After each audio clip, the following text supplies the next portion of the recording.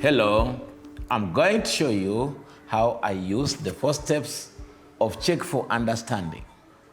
When we check for understanding, our students learn more. Step 1 is to decide when in the lesson to check for understanding. I ask myself where in this lesson I introduce new content, review previous learned content, model a new skill, or read a text with the students. I'll review my lesson from the beginning.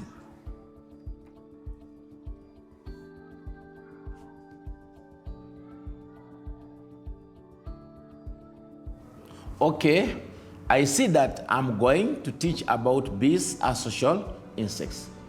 This is a new idea, so I should stop and check for understanding through the lesson.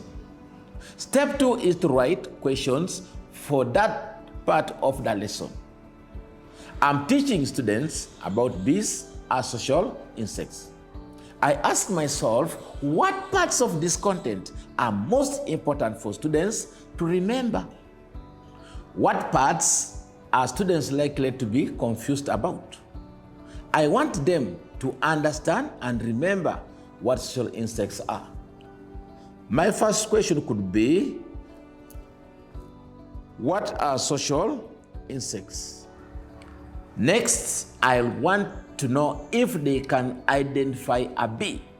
So I will show them different samples and ask them if they can tell me which one the bee is.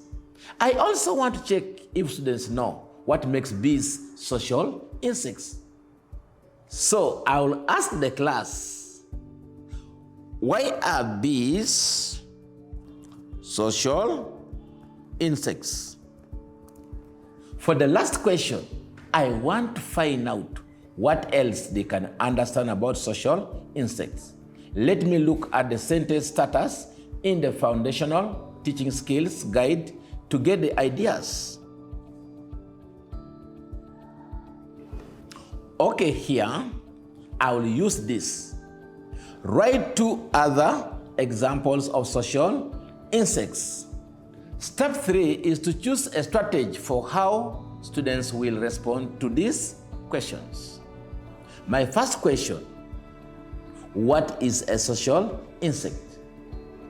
Is probably a good time to use turn and talk. Turn and talk. Because I want all students to think about what we already learned. My second question is this a bee? This can be answered quickly. So I could use thumbs up or down because it is a yes or no question. And I want to see if all students know the answer. My next question, why are bees social insects? I think I will choose any student because it is a quick review. For questions 4, write 2 other examples of social insects. I will use quick write because I want to see what all students know. Step 4 is to ask my planned questions and give students time to think. I will show you what this looks like in my classroom.